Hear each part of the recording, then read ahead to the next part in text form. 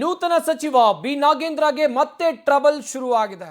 ಬಿಗಿ ಹಿಡಿತ ಸಚಿವ ಸ್ಥಾನ ಪಡೆಯೋಕೆ 2 ಬಾರಿ ದೆಹಲಿಗೆ ಹೋಗಿರುವಂತ ಸಾಧ್ಯತೆ ಕಂಡು ಬರ್ತಾ ಇದೆ. ನೂತನ ಸಚಿವ ಬಿ ನಾಗೇಂದ್ರಗೆ ಶುರುವಾಗಿರುವಂತ ಸಂಕಷ್ಟ ಇದು. ಸಚಿವ ಸ್ಥಾನ ಪಡೆಯೋಕಾಗಿ 2 ಬಾರಿ ದೆಹಲಿಗೆ ಹೋಗಿರುವಂತ ಸಾಧ್ಯತೆ ಇದೆ. ಜುಲೈ 15 ಮತ್ತು 26ರಂದು ಹೈಕಮಾಂಡ್ ಭೇಟಿಗೆ ಹೋಗಿರುವಂತ ಶಂಕೆ ಇದೆ. ಸಚಿವ ನಾಗೇಂದ್ರ ದೆಹಲಿ ಪ್ರವಾಸದ ವಿವರಕ್ಕಾಗಿ ಇಡಿ ಶೋಧ ಕಾರ್ಯವನ್ನು ನಡೆಸ್ತಾ ಇದೆ.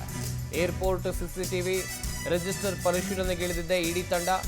ಅಧಿಕೃತ ದಾಖಲೆ ಸಿಕ್ಕರೆ ನಾಗೇಂದ್ರ ಜಾಮೀನು ರದ್ದಿಗೆ ಇಡಿ ಅರ್ಜಿಯನ್ನು ಸಲ್ಲಿಸುವಂತ ಸಾಧ್ಯತೆ ಇದೆ. ರಾಜ್ಯ ಬಿಟ್ಟು ಹೋಗೋಕೆ ಅನುಮತಿಯನ್ನ ಕಡ್ಡಾಯ ಅಂತೇಳಿ ಷರತ್ತು ಉಲ್ಲಂಘನೆ ಆಗಿದೆ ಎನ್ನುವ ಆರೋಪ ಕೇಳಿಬಂದಿದೆ. ಷರತ್ತು ಉಲ್ಲಂಘನೆ ಆಗಿದ್ರೆ ನಾಗೇಂದ್ರ ಜಾಮೀನು ರದ್ದಾಗುವಂತ ಸಾಧ್ಯತೆ ಇದೆ. ಇಡಿ ನಡೆಯಿಂದ ಮತ್ತೆ ಸಚಿವ ಬಿ ನಾಗೇಂದ್ರಗೆ ಆತಂಕ ಹೆಚ್ಚಾಗುವಂತ ಎಲ್ಲ ಸಾಧ್ಯತೆಗಳು ಕೂಡ ಕಂಡು ಬರ್ತಾ ಇದೆ. ಒಂದು ಕಡೆಯಲ್ಲಿ ನಾಗೇಂದ್ರ ಅನುಮತಿಯನ್ನ ಪಡೆದು ದೆಹಲಿಗೆ ತೆರಳಬೇಕಿತ್ತು. ನ್ಯಾಯಪೀಠದ ಅಥವಾ ನ್ಯಾಯಾಲಯದ ಅನುಮತಿಯನ್ನ ಪಡೆದು ದೆಹಲಿಗೆ ತೆರಳಬೇಕಿತ್ತು. ಆದರೆ ಅವರು ಅನುಮತಿಯನ್ನ ಪಡೆಯದೆ ದೆಹಲಿಗೆ ತೆರಳಿದ್ದಾರೆ. ಅದು ಕೂಡ ಜುಲೈ 15 ಮತ್ತು 26ರಂದು ಅಲ್ಲಿ ದೆಹಲಿಗೆ ಹೋಗಿ ಹೈಕಮಾಂಡ್ ನಾಯಕರನ್ನ ಭೇಟಿಯಾಗಿದ್ರು ಎನ್ನುವ ಮಾಹಿತಿ ಇತ್ತು. ಈ ಕುರಿತಂತೆ ಈಗ ಇಡಿ ಅಧಿಕಾರಿಗಳು ಏರ್ಪೋರ್ಟ್ ಸಿಸಿಟಿವಿ ರಿಜಿಸ್ಟರ್ ಪರಿಶೀಲನೆಗೆ ಇಡಿ ತಂಡ ಇಳಿದಿದೆ ಎನ್ನುವ ಮಾಹಿತಿ ಇದೆ.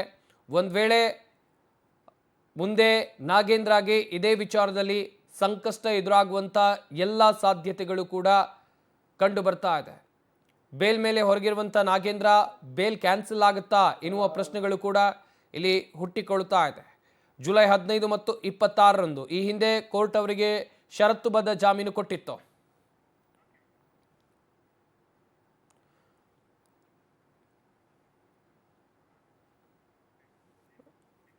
ಎಸ್, ಈ ಬಗ್ಗೆ ಇನ್ನಷ್ಟು ಮಾಹಿತಿಯನ್ನು ಕೊಡ್ತಾರೆ ನಮ್ಮ ಪ್ರತಿನಿಧಿ ರೂಪೇಶ್ ಬೈಂದೂರು. ನ್ಯೂಸ್ ಡೆಸ್ಕ್ನಿಂದ ನೇರ ಸಂಪರ್ಕದಲ್ಲಿ ಜಾಯ್ನ್ ಆಗ್ತಾ ಇದ್ದಾರೆ. ರೂಪೇಶ್, ಸಚಿವ ನಾಗೇಂದ್ರಗೆ ಮತ್ತೆ ಸಂಕಷ್ಟ ಎದುರಾದಂತೆ ಕಾಣ್ತಾ ಇದೆ.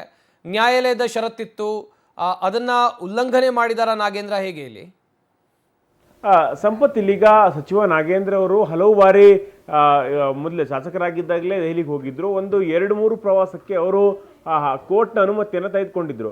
ಅವ್ರ ಮೇಲೆ ಇಡಿ ವಾಲ್ಮೀಕಿ ಹಗರಣ ಸಂಬಂಧಪಟ್ಟಂತೆ ಹಣಕಾಸು ಅಕ್ರಮವಾಗಿ ವರ್ಗಾವಣೆ ಆಗಿರತಕ್ಕಂಥ ಕೇಸ್ ಇರ್ತಕ್ಕಂಥ ಸಂದರ್ಭದಲ್ಲಿ ಅವರಿಗೆ ಜಾಮೀನನ್ನು ಕೊಡಲಾಗಿತ್ತು. ಈಗ ಈ ಒಂದು ಜಾಮೀನು ಸಂಬಂಧಪಟ್ಟ ಷರತ್ತುಗಳನ್ನು ಕೂಡ ಹಾಕಲಾಗಿತ್ತು, ರಾಜ್ಯ ಬಿಟ್ಟು ಹೋಗಬಾರ್ದು ಅಂತ ಹೇಳಿ.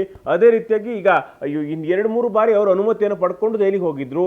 ಈ ಸಂದರ್ಭದಲ್ಲಿ ಹೇಳಿತ್ತು, ಯಾಕಂದ್ರೆ ಸ್ಪಷ್ಟವಾಗಿ ಹೈಕಮಾಂಡ್ ಕರೀತಾ ಇದೆ, ಬುಲಾವ್ ಕೊಟ್ಟಿದೆ, ಆ ಥರದ್ದೇನು ಮಾಹಿತಿಗಳಿಲ್ಲ. ಇವ್ರ ಬಳಿ ಅಪಾಯಿಂಟ್ಮೆಂಟ್ ಕೂಡ ಇಲ್ಲ. ಇದಕ್ಕೋಸ್ಕರವಾಗಿ ಅವರಿಗೆ ಅನುಮತಿ ಕೊಡಬಾರ್ದು ಅಂತ ಹೇಳಿತ್ತು. ಅದರ ನಡುವೆನೂ ಕೂಡ 2-3 ಬಾರಿ ಅವರು ಅವಕಾಶವನ್ನು ಗಿಟ್ಟಿಸಿಕೊಂಡು ದೆಹಲಿಗೆ ಹೋಗಿ ಬಂದಿದ್ರು. ಆದ್ರೆ ಇರ್ತಕ್ಕಂಥ ಪ್ರಶ್ನೆ ಅಂತ ಹೇಳಿದ್ರೆ, ಜುಲೈ 15 ಮತ್ತೆ ಜುಲೈ 26ನೇ ತಾರೀಕು 2 ದಿನಾಂಕಗಳಂದು ಅವರು ದೆಹಲಿಗೆ ಹೋಗಿದ್ದಾರೆ ಅನ್ನುವಂಥ ಮಾಹಿತಿಗಳನ್ನ ಏರ್ಪೋರ್ಟ್ ಮೂಲಕವಾಗಿ ಇಡಿ ಅಧಿಕಾರಿಗಳು ಕಲೆ ಹಾಕ್ತಾ ಇದ್ದಾರೆ. ಇದಕ್ಕೋಸ್ಕರವಾಗಿ ಯಾಕಂದ್ರೆ ಮೂರು ಭೇಟಿಗೆ ಅವರು ದೆಹಲಿ ಭೇಟಿ ಹೋಗಬೇಕಾದ್ರೆ ಅವರು ಅನುಮತಿಯನ್ನು ಪಡ್ಕೊಂಡಿದ್ರು. ಆದ್ರೆ ಇನ್ನುಳಿದಂತೆ 2 ಭೇಟಿ ವೇಳೆಯಲ್ಲಿ ಅವರು ಅನುಮತಿಯನ್ನು ಪಡ್ಕೊಂಡಿರಲಿಲ್ಲ. ಹೀಗಾಗಿ ಜಾಮೀನಿನ ಷರತ್ತಿನ ಸ್ಪಷ್ಟವಾಗಿರ್ತಕ್ಕಂಥ ಉಲ್ಲಂಘನೆಯನ್ನ ನಾಗೇಂದ್ರ ಅವರು ಮಾಡಿದ್ದಾರೆ. ನಾಗೇಂದ್ರ ದೆಹಲಿಗೆ ಯಾಕೆ ಹೋಗಿದ್ದು ಅಂತ ಹೇಳಿದ್ರೆ, ಅಲ್ಲಿಗ ಹೈಕಮಾಂಡ್ ಮಟ್ಟದಲ್ಲಿ ಲಾಬಿ ಮಾಡಬೇಕು. ಯಾಕಂತ ಹೇಳಿದ್ರೆ ಅಕ್ರಮ ವರ್ಗಾವಣೆ ಕೇಸ್ನಲ್ಲಿ ನನ್ನ ಖಾತೆಯಿಂದ ಅಥವಾ ನನ್ನ ಕಡೆಯಿಂದ ಯಾವುದೇ ರೀತಿಯಾಗಿರ್ತಕ್ಕಂಥ ಹಣವನ್ನ ವಶಪಡಿಸಿಕೊಳ್ಳಾಗಿರಲಿಲ್ಲ. ಇದಕ್ಕೋಸ್ಕರ ಹೀಗೆ ಬಿಟ್ರೆ ಈ ಮತ್ತೆ ಪುನಃ ಬಿಜೆಪಿ ಇದನ್ನ ಟ್ಯಾಕಲ್ ಮಾಡ್ಕೊಳ್ಳುತ್ತೆ. ಅದಕ್ಕೋಸ್ಕರವಾಗಿ ಕ್ಲೀನ್ ಚೀಟ್ ಸಿಕ್ಕಿದೆ ಅನ್ನೋ ಅರ್ಥದಲ್ಲಿ ಸಚಿವ ಸ್ಥಾನಕ್ಕಾಗಿ ರಿಮಾಂಡ್ ಅನ್ನು ಇಟ್ಟಿದ್ರು. ಹೈಕಮಾಂಡ್ ಇದನ್ನು ಒಪ್ಕೊಂಡು, ಈಗ ಹೈಕಮಾಂಡ್ ಒಪ್ಕೊಂಡು ಮತ್ತೆ ಪುನಃ ಈಗ ಇದಕ್ಕೆ ಸಂಬಂಧಪಟ್ಟಂತೆ ಅವರಿಗೆ ಒಂದು ಸಚಿವ ಸ್ಥಾನ ಕೊಟ್ಟಿತ್ತು. ಈ ಎಲ್ಲಾ ವಿಚಾರಗಳಿದ್ದಾಗಲೇ ಈಗ ಮತ್ತೆ ಪುನಃ ದೆಹಲಿಗೆ 2-3 ಬಾರಿ ಅವರು ಯಾವುದೇ ಕಾರಣಕ್ಕೂ ಕೂಡ ಕೋರ್ಟ್ ಅನುಮತಿ ಪಡ್ಕೊಳ್ಳದೆ ಹೋಗಿರುವಂತಹ ಕಾರಣಕ್ಕೋಸ್ಕರವಾಗಿ ಇದು ಸಿಬಿಐ ಕೋರ್ಟ್ನ ಅಥವಾ ಇಡಿ ಕೋರ್ಟ್ನ ಉಲ್ಲಂಘನೆ ಅಂತೇಳಿ ಹೇಳ್ಕೊಂಡಿದ್ದಾರೆ.